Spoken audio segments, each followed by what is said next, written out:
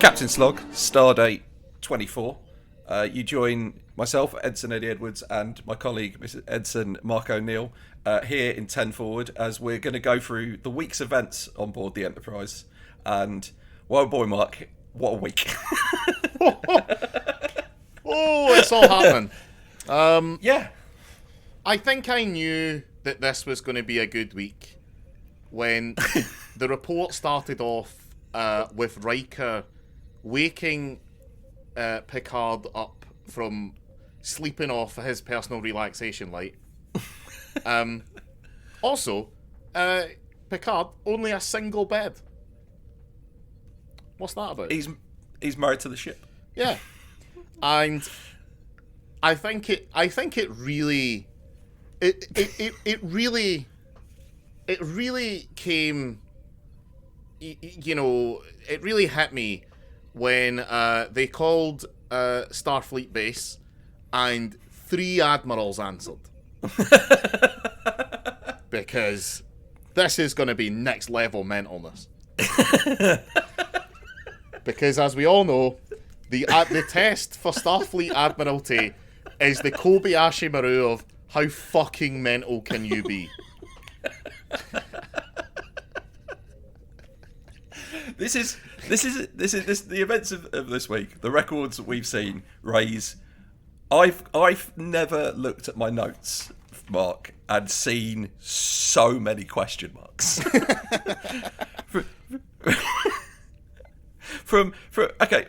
Okay, Mark, this is important, okay? If you were told by someone, a trusted friend, to not trust anyone, right? How quickly would you immediately tell what had happened to the only person in your close circle of friends who had recently left the ship? And who came back, frankly, acting a bit strange. What, competent? Yeah. This was a mess, but I couldn't get enough of it, to be honest. No, yeah, this was fantastically entertaining, but not in a way anybody would have hoped for, I feel. No. I mean, I want to start with the first question I've got on here, which is, we were supposed to be going to the ocean world of Pacifica, which is a tropical paradise everyone's looking forward to, relaxing a lot, which seemed a bit much, bear in mind that we had shore leave last week. But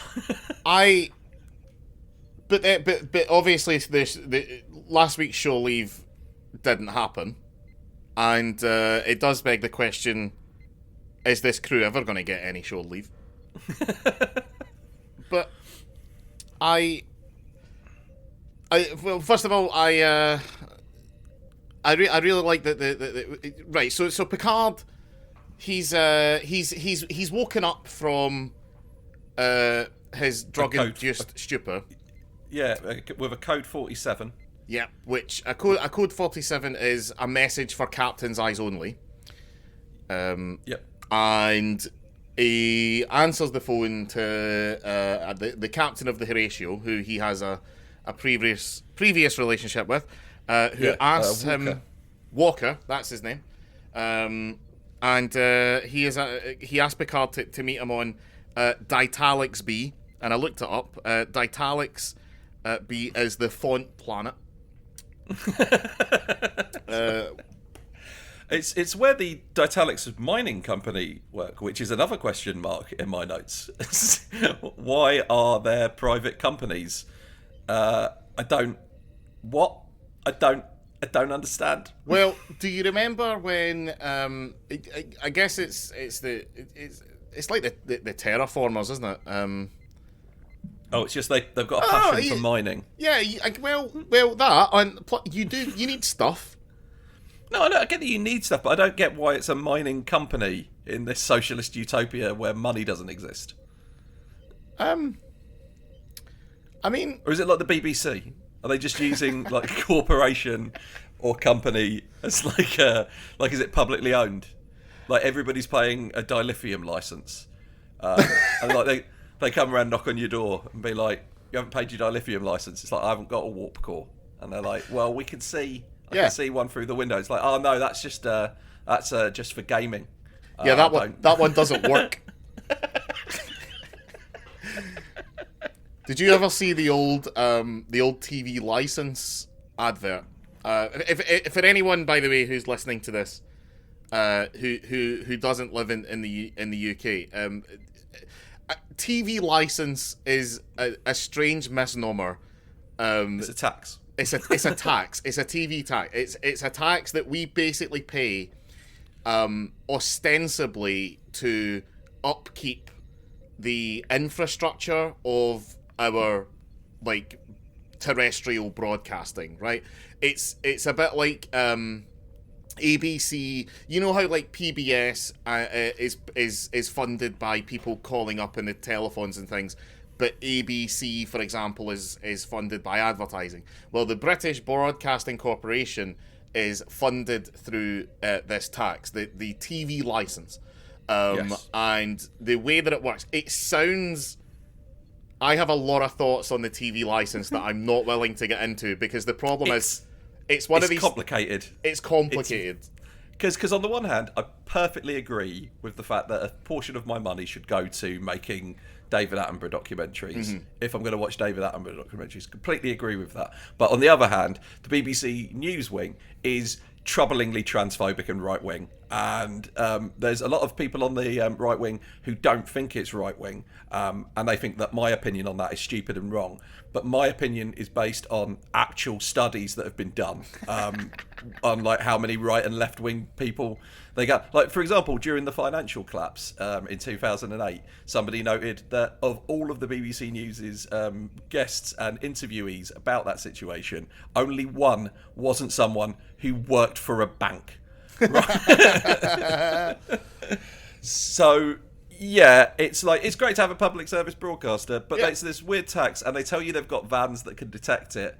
But also... so sorry, something I should add. The reason that it's called a license is that if you own, so if you watch or consume anything that the BBC makes, it's reasonably expected that you pay this TV tax, which is fine.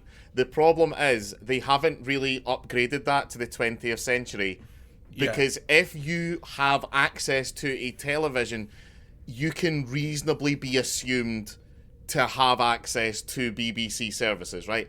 So in a way, I get that, but sorry, but yeah, what are you saying? Just in case you were like, why the fuck are any of you paying this? They are technically in the right. It's just how much you agree with them. And they claim that they've got like the ability to detect whether or not you're watching the BBC. But equally, beloved national broadcaster Johnny Vaughan used to work for the TV detecting licensing people, and he says it's just two blokes in a van with a list of names of people who haven't paid, and they don't have any right to enter your house. So I've had them before turn up at my door. And they knocked on my door, and I opened it, and they were like, "Oh, well, we're from the TV licensing people. We noticed that you hadn't paid." And I was like, "No, I haven't got a TV." Right? While I said this, the TV was on behind me playing Doctor Who. And they were like, "Oh, I can see that." I go, "Oh, that's a monitor for a PC." And I go, "It's playing Doctor Who." And I go, "Oh, yeah, I pirated that." And I closed the door.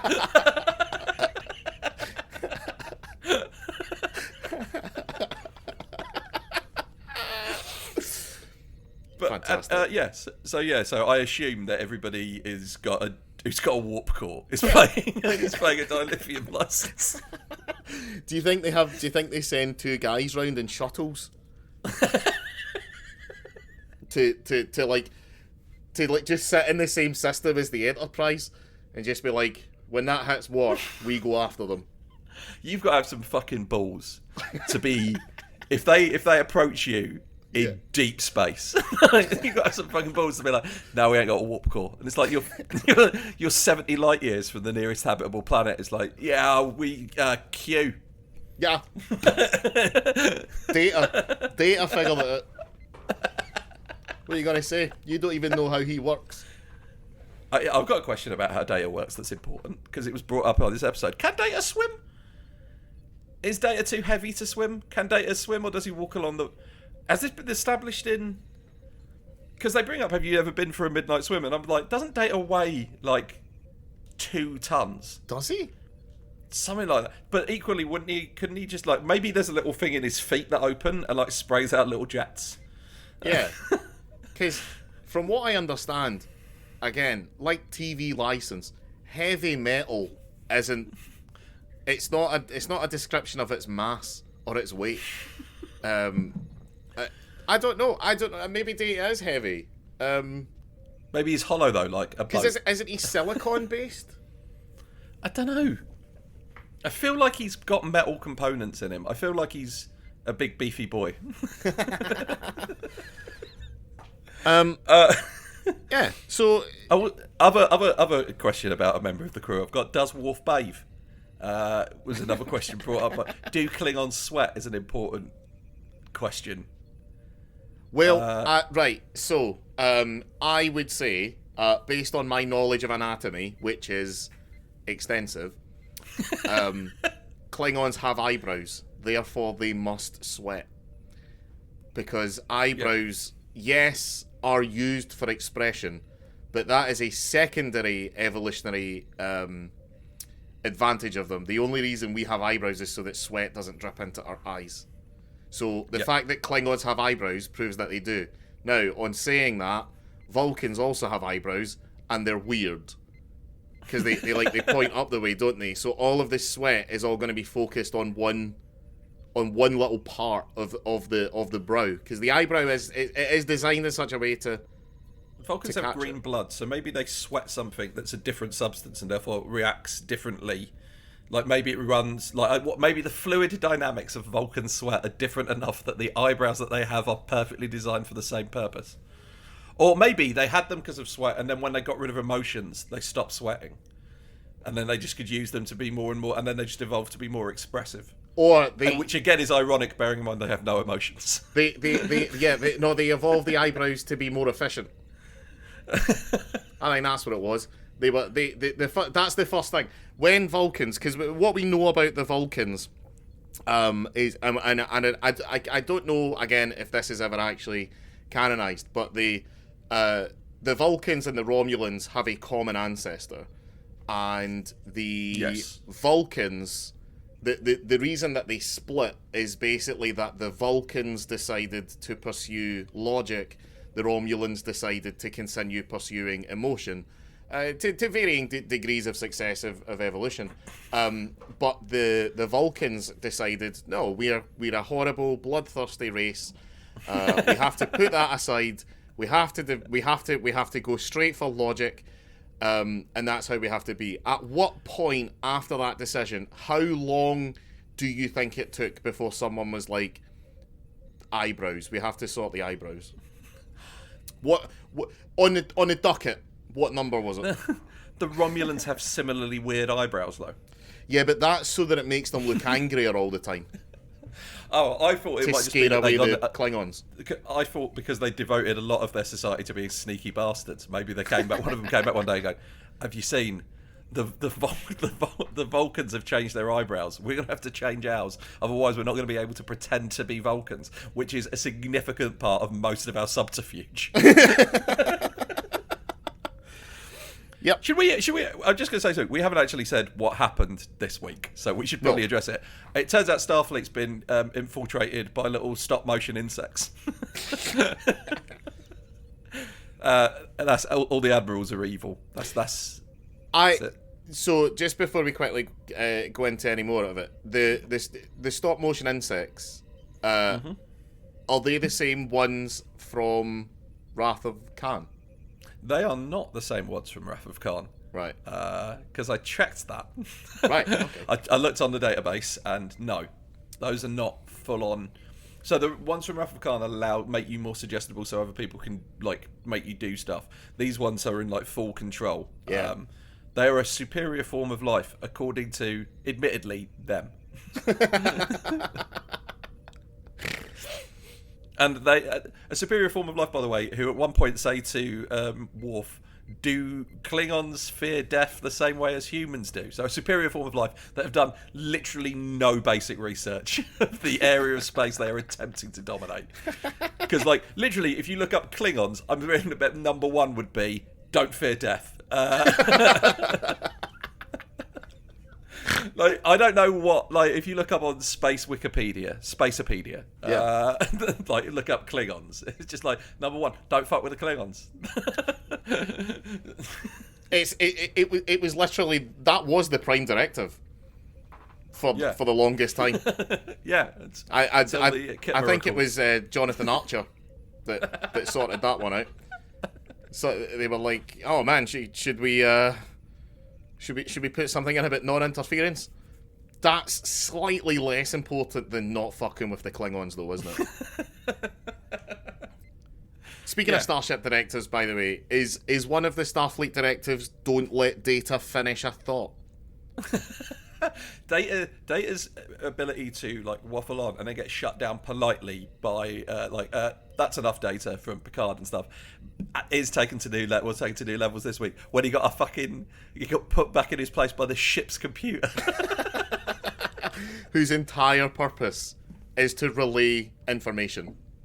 Yeah, because Data spoke out loud to himself for the first time this week. He was going through all of the orders that Starfleet had sent out in the last 6 months, which included a parrot.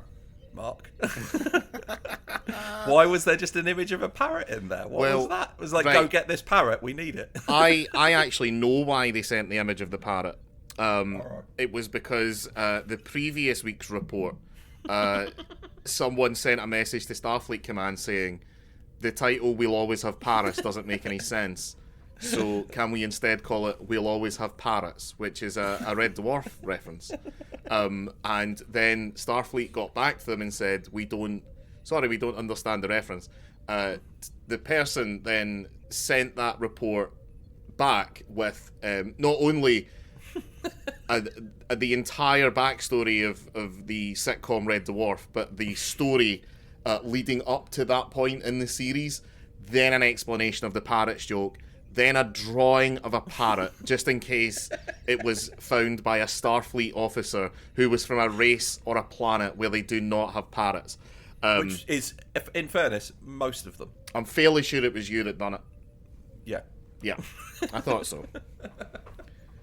Got a lot of time on your hands over there. It's not a lot to do down in engineering. So my job's mainly to just stand by the door and tell people that we haven't got a warp core.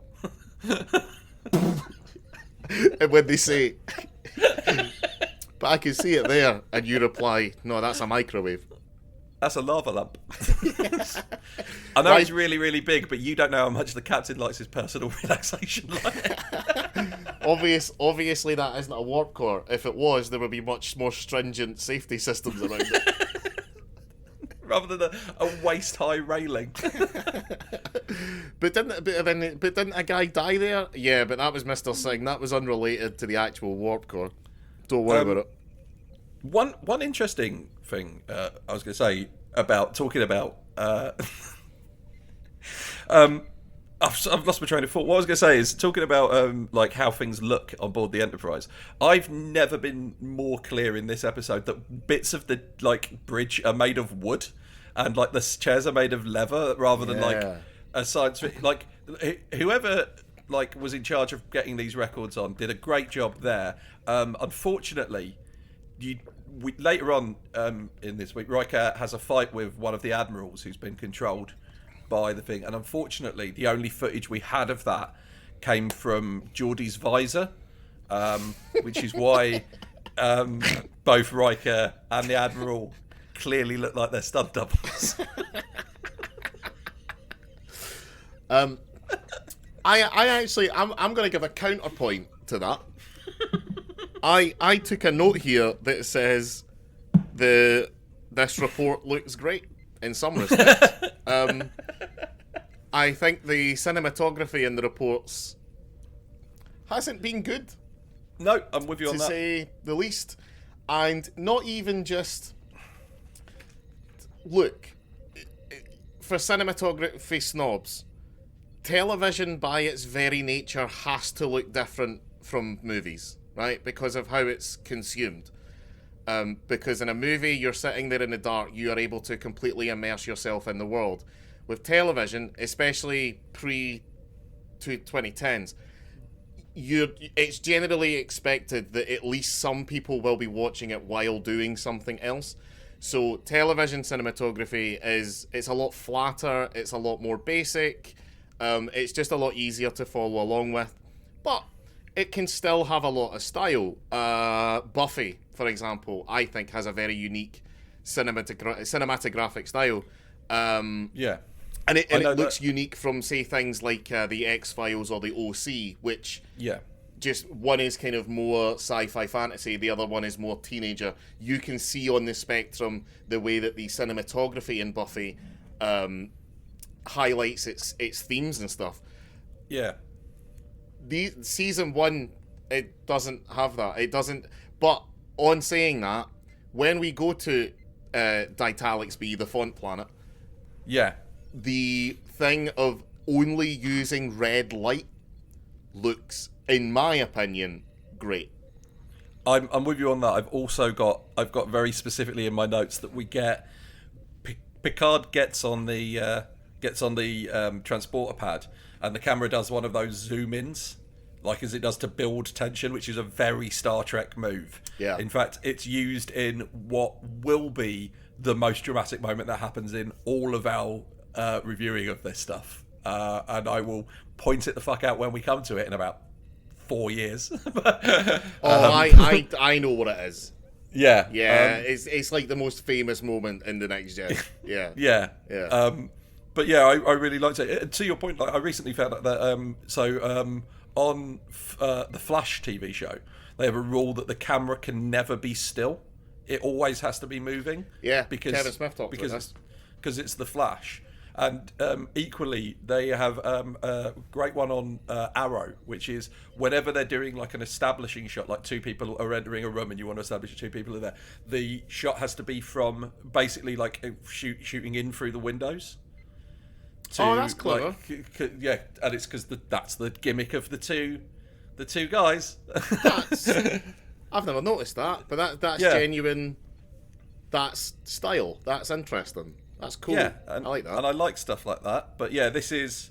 I mean, let's not talk about how massively off a cliff Arrow and Flash have went in their later seasons. I stopped watching them. I stopped watching Arrow by season 4, and the only reason I know that is because I watched the John Constantine show. And look, if you want to get into an argument with me in the comments of this about how to pronounce John Constantine's name, I have fucking receipts. I will come at you. The man himself says that it's pronounced that way. Just to...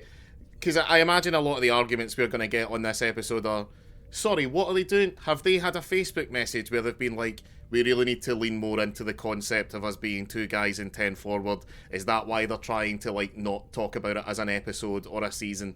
This is going to be quite a controversial episode, much like the episode itself.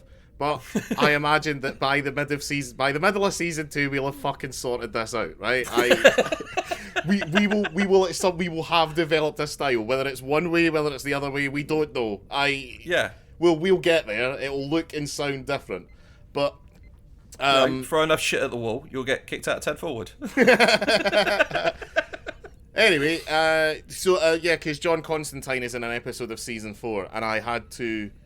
That's how I know I'd stopped watching Arrow by that point, because I downloaded it because I accepted that the Constantine TV show exists, and I watched every episode, and I thought the guy that played it done really well despite playing a Scouser with a Welsh accent, and he then shows up in Arrow, and I watched that episode of Arrow and didn't have a fucking clue about what was going on. Yeah, if you want more Constantine, he becomes a regular on Legends of Tomorrow after season 2, and it's a lot of fun. Not interested. Maybe. Yeah. I don't know. Anyway, so also one of the captains is played by Chunk from the Goonies. Not Chunk. Oh yeah, Sloth. I know you mean. I was like, that's that Blake. He's done a lot of Mad Max stuff. He's a great actor, but a fairly weird looking guy. Yeah. And as such, he gets cast as weird looking guy in a lot of stuff. And he has a really interesting big career because he only either plays Sloth from the Goonies as like a brainless monster, or he plays the most intelligent guy in the room. Yeah. So that people are like, oh, did you? It's Sloth, and he's chatting physics. He's a captain. Starship captain. I mean, he's an alien, but get what you give. But I want to mention as well how impressed I am with Commander Riker's high kicks when he's fighting the Admiral. Like, apparently, like, we don't know this. Like, I thought Riker's fucking hobbies were like playing the saxophone and womanizing, but what I didn't realize was he fucking apparently does fucking kung fu on the down low, and I don't think it ever comes up again. It's like, it reminds me of like the first episode of Supernatural where the Winchester brothers have a fight that's got a lot of like high kicks and stuff, and then there was like a discussion backstage about how that's not how they would fight, and then they never did it again. Yeah. It'd be a lot more special forces. They're Marines kids. Yeah. So that's what they're going to use. Yeah. Yeah. I agree. I always liked. I'm a big fan of Supernatural, the canonical seasons, and I always liked how in the like seasons, it's kind of seasons 1 to 3, while they're still setting up like the actual mythology of their own monsters, the Winchesters in their. So if you don't know Supernatural, it's about two brothers who hunt monsters. That's basically it, right? Yeah. But the monsters, there always tends to be some sort of like twist on the legend or on the lore. The genies is a particular one where they grant your wishes, but it's actually you're in a coma, slowly being eaten, murdered. But the wish keeps you happy, so you don't fight them off. Yeah, it's pretty cool. But they obviously wrote in these boys travel the country in a car full of weapons, but they had to put in they had to fill it with weapons because they would already know how to kill a lot of monsters. So when they open the weapons chest in the trunk, there's like a crucifix and a wooden stake. But later on down the line, we discover, vampires can't be killed by wooden stakes. So the writers of Supernatural then had to write in other monsters that were vulnerable to wooden stakes to justify all the fans who were like, what the fuck are these wooden stakes for? If you want something really, really good online, somebody's written a comic book, which is, I think it's the entire first 4 seasons of Supernatural told from the perspective of the car, and it's wonderful. Yeah. My brother puts me onto that. I've never read it, but yeah. But yeah, this is, and I say, this episode ends with like there's a bunch of mad admirals, and they've been secretly moving people around in Starfleet. Yeah, always admirals. It's always fucking admirals. Sorry, I'm going to say that again. Madmirals. Okay, I didn't catch that the first time. It's good. You were right to go back to it. It deserved a laugh. Right. I was really hoping, Mark, in this episode, like in this week, we were going to get some play on the idea that, maybe Picard can't trust his own crew. Yeah. So again, I want to say this again. When I say he immediately tells Troy, I don't mean like that's the next like there's a beat, like he checks out, make sure she's okay. No, I mean he beams up. We don't even see him beam up. The conversation ends. He's in his ready room. He's already halfway through telling Troy. Sorry. I feel like we need to cover something there, just in case anyone is again listening to this and not watching the episodes along with us. So there's a secret meeting of 4 captains where they discuss about how there is likely a conspiracy inside Starfleet, but they can't really figure out what it is. The reason that Picard got that message, the code 47, is because they don't want anyone else to know. So Picard then beams down to speak to Walker, who he knows from his early life. And he does a bunch of the, I'm going to say, details from our past, but get key bits wrong and see if you play along or if you correct me. Which is really clever. Standard body snatching procedure. Yep. And then he obviously knows Beverly, because at the end of the meeting he says, tell Beverly I said hello at this secret meeting that we didn't have. Yeah, and Picard, to his credit, doesn't. Because he understands how a fucking secret meeting should be. Although, like you say, he does immediately tell Troy. So is there counselor? What's the word? Is it attorney-client privilege? Is there counselor-client privilege in Starfleet? Did they cut out the one example of Troy being genuinely psychic? Where, like, he arrived back, walked in, and Troy immediately followed him in and sat down and went, there's a conspiracy at the heart of Starfleet. And he was like, oh, right, Troy knows. Here's what happened. She walks in, she sits down next to him, and she says, a lot of people are hiding something. Yeah, they say that like the Enterprise, like for all of the like this last year, has been out on the outer rims of the galaxy, so they don't think anybody on board's been like swapped out with a body. So that's why they let the Enterprise in. But I've got to say, he doesn't just like tell Troy. Okay, because then immediately he's like, right, Data, I need you to go through every like order from Starfleet because you can see if there's any weird patterns that don't look right, and that is the one where I go, fair play. Because Data cannot have been replaced because he's literally unique. Like you can't you can't, if you're a changeling or a shapeshifter, you can't then like it would last right up until the point somebody asked you to do very complicated maths. Yeah. So I'll give you that. But then immediately tells Riker, and by like 20 minutes into the episode, Picard has told the entire bridge crew. Yeah. Even Worf, who Tasha Yar put forward that maybe we can't trust as much as we think. And then, of course, Tasha Yar gets bumped off a few weeks later. And Worf gets her job. Exactly the sort of thing you would do if you were in a conspiracy. An inside job, my friend. Tasha Yar's death was an inside job. I love how quickly the admirals reveal the conspiracy to Picard as well, because he turns up and there's some hilarious what they call banter, which might be the most boring conversation I've ever heard. But they then sit him down and they give him a bowl of food, and he opens it and it's full of bugs. Yeah.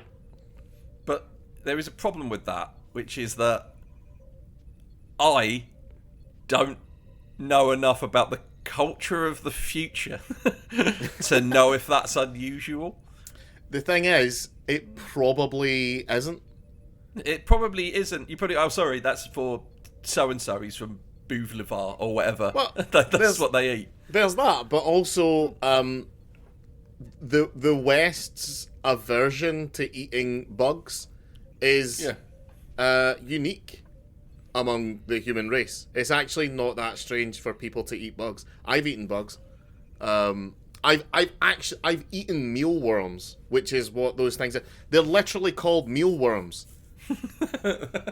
They might as well be called eat us. Followed up by some dessert ants. Oh, sorry, that's desert ants. Sorry. I had crickets. Crickets taste exactly like peanuts, and with an ever-growing population, it's entirely likely that we are going to have to start turning to insects for our protein.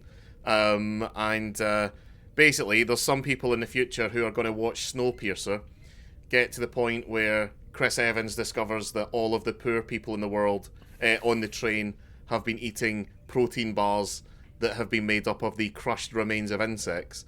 And they'll be like, I don't really understand what the issue is there. Why is he disgusted by that? Yeah, I mean, it's like I'm not going to side with the upper classes in any situation, least of all a Snowpiercer one. But what did he think they were eating?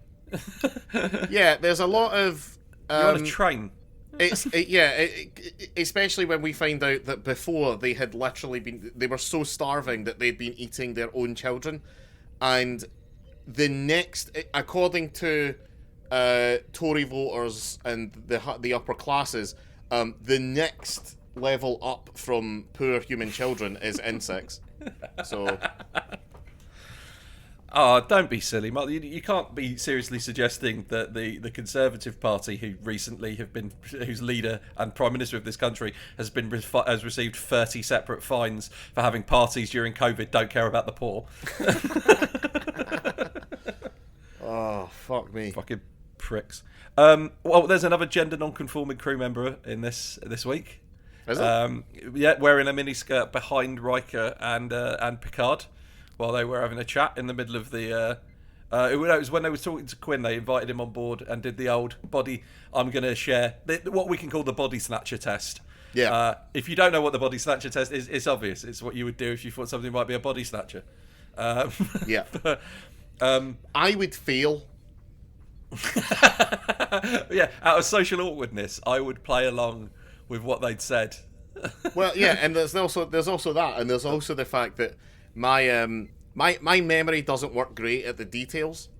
Right. It tends to work better on just, I guess, ideas and things like that. Like, if you were to say to me, "Do you remember the time when we first met at the Backyard Comedy Club?" I'd be like, "That's could be the case." I don't know. If you want to check if I'm a body snatcher, don't ask me details about our personal interactions because I won't know. But just casually drop in, be like, "Wasn't it cool when Maria Hill turned up at the end of the credits in Iron Man?" Right? Yeah. Then Yeah, I will exactly. be pathologically incapable of not correcting you. Yeah, big time. Interview with the vampire, motherfucker. Yeah. Which doesn't even make sense in the context. Anyway, because there's loads in there. It's an important question, Mark. Who are we reporting to now? Because we were supposed to be reporting to Remick, and I don't know if you saw what happened to him in the records, but fuck me. By the way, I have to say, I quite like Remick. I think I took this note down about halfway through the episode.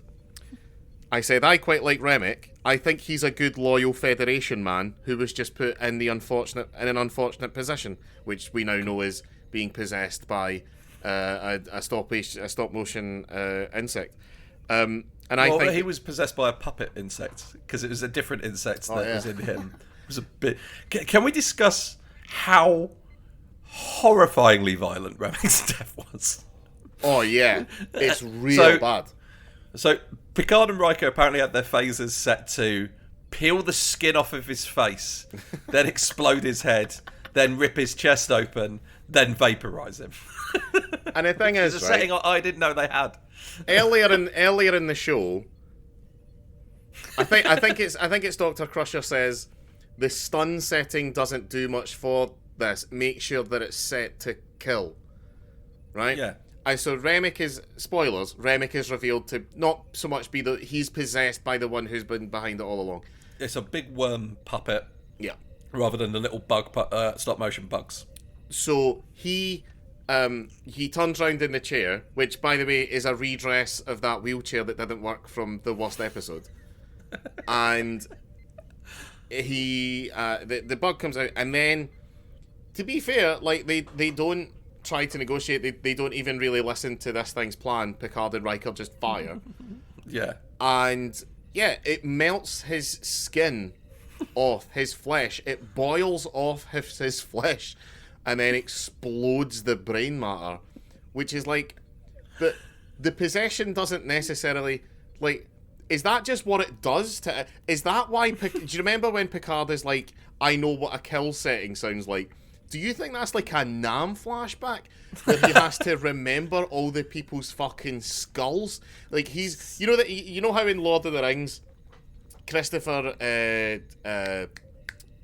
Lee says, turned around to Peter Jackson and said, "That's not what it would sound like when a man is stabbed in the back." To which Jackson asked him how he know, and Christopher Lee says, "I know." Yeah, he was in the SAS. Yeah, during World War II. It's like he's that man. That man has stabbed a fucking Nazi and has felt bad about it a single day in his fucking life. Yeah. So here's my theory on it. Yeah. Right? I know that the phasers have a vaporized setting, Yeah. which like instantly turns you to ash. But these guys are like more resistant to like being vaporized. So maybe that's just what the vaporized setting does, but we just got to watch it happen real fucking slow. Say you're the phaser. You're a phaser manufacturer, right? And you get the government contract, Yep. and they say we want phasers. They have to have two settings: stun and kill. Kill has to sound different, because otherwise Picard will get a bit antsy about it. So, can you do that? And you think, well, in the past we've only ever really set them to stun, because that'll probably do you well enough. But we have to develop a kill setting. But let's face facts, this is a laser. So the way that it's going to kill them is pretty horrific. So you invent a phaser that does that when you set it to the kill setting. Then you take it to Starfleet and you say, we're having some issues because yes, it does kill. Technically. I can't argue with that. This person is 100% dead. But in order to make it kill, it has to explode their fucking brains out through a non-existent skull. Do you think Starfleet are like, I mean, you are the cheapest guy, so we'll take it. My theory is, what if the adjuster on the side, the little thing that you adjust on the side of the phaser, what if it's like the one on a toaster, where it's like because nobody is ever doing one on the toaster. It's pointless. It doesn't toast, and nobody does 10 because that just burns everything. So maybe like stun to kill is all in like the 3 to 6 range. Yeah. And then Picard was like, "Fuck it, 9." and that does that, and then after they leave the room, like we don't see it, but after they leave the room, he turns to Riker and he's like, "I didn't know that was a 9." And Riker's like, "Neither did I. I would have thought like because they're like, I know an 8's like 7's vaporized. What the fuck? Isn't that quicker? What was that?" 9 is just vaporized, but it hurts. Have you ever seen the Tom Scott YouTube video, which is titled something like "What does the dial on a toaster actually? What does the numbers on a toaster actually mean?" Because it's not time. You think that it's time, right? But he says it's not time, and he says, and I'll prove it. So he gets like 4 toasters of varying quality. One is like your £10 toaster from Asda, all the way up to like a £400 toaster from Russell Hobbs or whatever, and he puts them down at the same time and starts a timer, and he says they are all set to exactly 3. After about 1.5 minutes, one of them pops. After about 2.5 minutes, another one pops. And then he gets the 3-minute mark, and he goes, "See, it's not time." And at 3 minutes and 3 seconds, one of them pops. And he's quite clever, I have to give it to him. He deliberately edited the episode to be like, "See, it's not time." But then, to be fair, he says, "Well, look, here's the result of one of the experiments, and one of them popped off at 3 seconds after 3. So that one might be time. I'm not. Stop coming to me as being the arbiter of knowledge. I'm just a guy who finds things interesting." It's the same as like I once had a guy explain to me like the bars on a phone, like how many bars you've got, and it's like, it means nothing. Nobody knows what it's out of. Nobody knows what it means. I've got 4 bars. Is that good? Does my phone do 4 bars better than another phone does 4 bars? It's if you think about it too long, you end up arguing with your own head, like that scene in Spinal Tap. But these go to 11. But why not make 10 allow this? Yeah. First time on Earth this episode. We went way too close to the moon, Mark. I don't know. It's got its own gravitational pull. We should have avoided that. That seems very piss poor piloting. People are constantly talking about slingshotting themselves around planets. It's like, that sounds a bit dangerous. Should we maybe get a bit further away from the moon? Because I don't know if you know anything about space, but it's literally just empty space. That's why it's called space. There's a lot of room to manoeuvre in space. Yeah. If you hit something, that's on you. Exactly. Did the original Enterprise ever go back to contemporary Earth? I know they went back to like 30s Earth and Nazi Earth and 1970s Earth as well. yeah. But did they ever just go back to their Earth, to 22nd century Earth? I don't know, because there's a bunch of times where they're in space and they're like, we found a planet that's identical to Earth, like, and it looks like Earth from space, but that's not even what the episode is. It's just like, it's just a weird thing that apparently Earth in the universe, Earth is the most common basic default planet, which makes everything much more likely that we're living in the universe from Hitchhiker's Guide to the Galaxy. Yeah. And it's just the base model. They did all the work on Earth and then just rolled that out for a bunch of other people. So, yeah, I don't know. But yeah, first time... And by the way, if you're one of those people who got upset about Stacey Abrams being president of Earth, and then got annoyed when other people were like, well, there's been other stunt casting in Star Trek, and then people were like, oh, but this is a really important thing. I'm going to point this out. That is the first time the president of Earth has literally ever fucking appeared or been mentioned in an episode of fucking Star Trek. It's not an important role. Captain of a ship is an important role. Yeah. Insane Crazy Admiral is an important role, which is, if I ever become a highly elected official, I want to play a mad, insane admiral. Yeah. It's like the guy who, I think is it Senator Patrick Leahy or Leahy? I can't ever really remember how to figure out his name. Oh yeah, he's the co-senator of Vermont with Bernie Sanders, but he's a massive Batman fan, so he's in every Batman movie. He'll be like he's the guy in the Dark Knight that the Joker threatens at the party.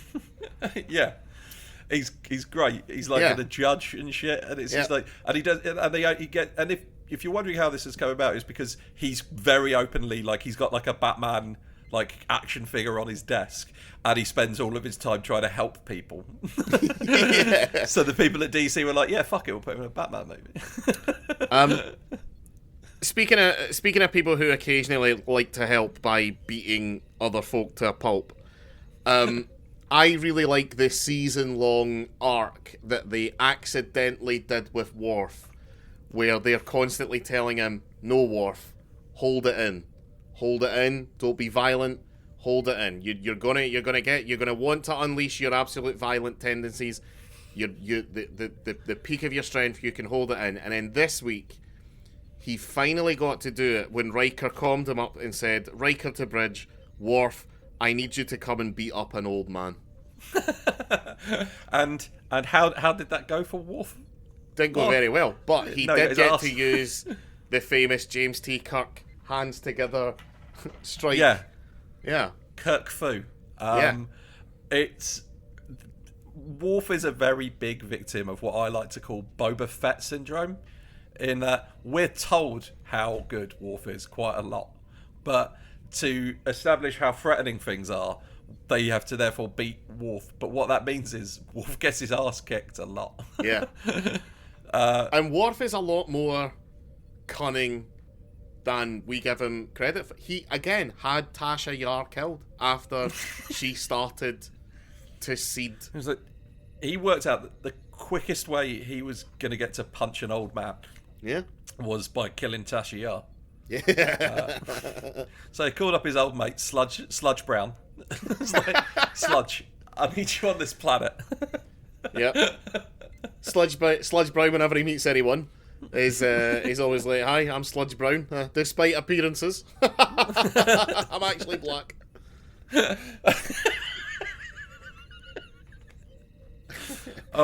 thinks that's his icebreaker.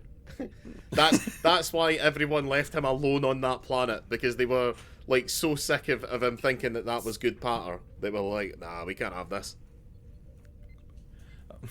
Sorry, I've just been handed an Asahi. Nice, very big Asahi. Is that Guinan handing you a 10 forward? Yeah, Guinan. Oh no, she's not Guinan on yet. Just came in. My girlfriend wouldn't mind being compared to Whoopi Goldberg. Oh, it's fine.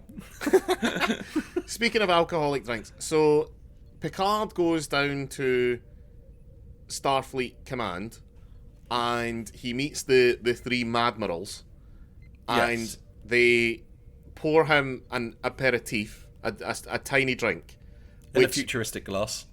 is obviously poison, right?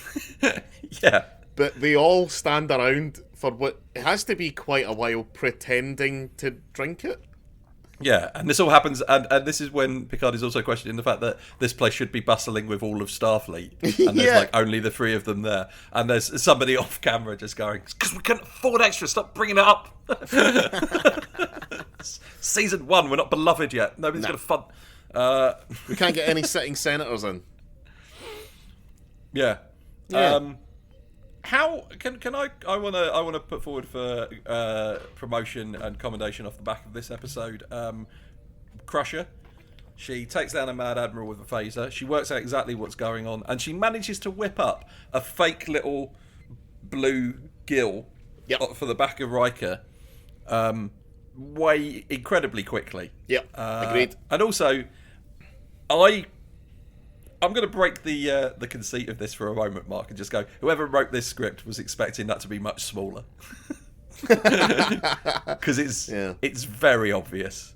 I think not to do fucking housework on the old podcast, but maybe we should do like a half in the bag situation where we open with 5 minutes of us pretending to be on 10 forward, and then accept that the rest of the episode is going to be out with that canon, so that we can talk freely about the production of television, which is a thing that I consider myself maybe not an expert in, but I at least have a degree in it, so I can talk about it with some authority.